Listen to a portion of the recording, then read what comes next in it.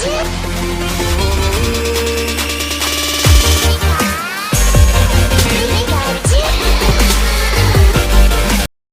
Super armian, welcome back to super duper Hindi. आज की video होने वाली है पोकेमॉन थ्योरी, और जो आज की थ्योरी होगी वो मेरी खुद की बनाई हुई थ्योरी है। और ये थ्योरी आपको कहीं भी इंटरनेट या फिर यूट्यूब पे नहीं मिलने वाली। ऐश के फादर के बारे में तो हर कोई बात करता है, लेकिन रिची की मदर के बारे में कोई भी बात नहीं करता। तो फ्रेंड्स, आज की वीडियो होने वाली है हु इज रिची मदर। आज मैं कुछ ऐसे पॉइंट रखूंगा जिससे प्रूव होता है कि रिची की मदर कौन है, लेकिन फिर भी आप इसको एक पोकेमॉन थ्योरी की तरह ही लेना, क्योंकि ये एक कंफर्म थ्योरी नहीं है। वीडियो को स्टार्ट करने से पहले मैं रिक्वेस्ट करूंगा कि अगर आप लोग चैनल पर नए आए हो तो सब्सक्राइब के बगैर कहीं मत जाना, ऐसे ही पोकेमॉन की वीडियोस देखने के लिए। तो चलिए फिर बिना किसी तरीके आज के इस पोकेमॉन की वीडियो को शुरू करते हैं। मेरी थ्योरी के अकॉर्डिंग हमें ऑलरेडी रिची की मदर पोकेमॉन एनिमे में दिखाई जा चुकी है इनडायरेक्टली, लेकिन किसी ने भी इस पॉइंट को नोटिस नहीं किया और मैंने इस पॉइंट को नोटिस कर लिया है।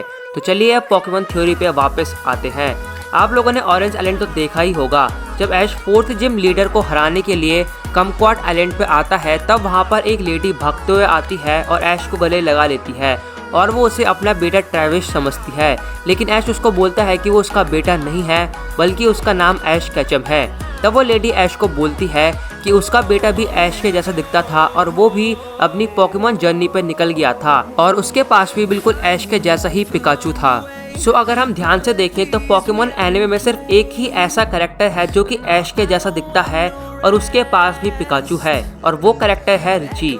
अगर हम ऐश और रिची को ध्यान से देखें तो दोनों ही कैप पहनते हैं, दोनों के पास ही पिकाचू है और दोनों की जो ड्रेस है वो भी लगभग एक जैसी ही है, और इसलिए ही वो लेडी कंफ्यूज हो गई थी कि वो ऐश है या उसका बेटा ट्रेविस। अब आप लोग सोचोगे कि रिची और ट्रेविस एक जैसे कैसे हो सकते हैं, दोनों के नाम ही अलग अलग हैं। तो इसका आंसर ये है कि रिची का निक नेम ट्रेविस हो सकता है, क्योंकि एक मदर ही अपने सन को उसके निक नेम से बुलाती है। मेरी थ्योरी के अकॉर्डिंग रिची की मदर लुआना है। अब इस थ्योरी को प्रूव करने के लिए मैं इन दोनों में कुछ कॉमन पॉइंट्स बताने वाला हूँ।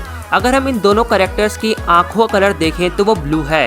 इन दोनों ही कैरेक्टर्स के बालों का कलर भी लगभग एक जैसा ही है, और अगर इन दोनों के फेस की बात करें तो वो भी मैच करते हैं, और ये सिर्फ माँ और बेटे में हो सकता है, वो भी जेनेटिक फैक्ट की वजह से। इन सभी पॉइंट से प्रूव होता है कि रिची की मदर लुआना है। अब आप लोग ये भी सोच रहे होंगे कि रिची तो कैंटो रीजन से बिलोंग करता है और लुआना ऑरेंज आइलैंड से बिलोंग करती है, तो रिची की मदर लुआना कैसे हो सकती है? तो इसका सिंपल सा आंसर ये है कि लुआना ऑरेंज आइलैंड की 4th जिम लीडर है, और साथ ही साथ वो वहाँ पे लग्जरी होटल चलाती है, इसलिए वो अपनी फैमिली से अलग रहती है ऑरेंज आइलैंड पे, और रिची अपने फादर के साथ कैंटो रीजन में रहता हो। लेकिन जब रिची ने अपनी जर्नी को स्टार्ट किया होगा तब वो कैंटो रीजन से वापस ऑरेंज आइलैंड आया होगा अपनी मदर से मिलने के लिए, और फिर दोबारा से वो ऑरेंज आइलैंड से कैंटो रीजन में गया होगा अपनी जर्नी को स्टार्ट करने के लिए, और इसलिए ही दोनों कैरेक्टर्स अलग अलग रहते हैं। वेल तो गाइस, ये थी मेरी self made Pokemon theory. I hope कि आपको मेरी थ्योरी पसंद आई होगी। So guys, thank you for watching. Video अच्छी लगी हो तो वीडियो को लाइक और कमेंट करना बिल्कुल मत भूलना, और अगर चैनल पर पहली बार आए हो तो सब्सक्राइब किए बगैर कहीं मत जाना, ऐसे ही पोकेमॉन की इंटरेस्टिंग वीडियोस देखने के लिए। सो गाइस, मिलता हूँ मैं आपसे अगली वीडियो में। Till then, bye.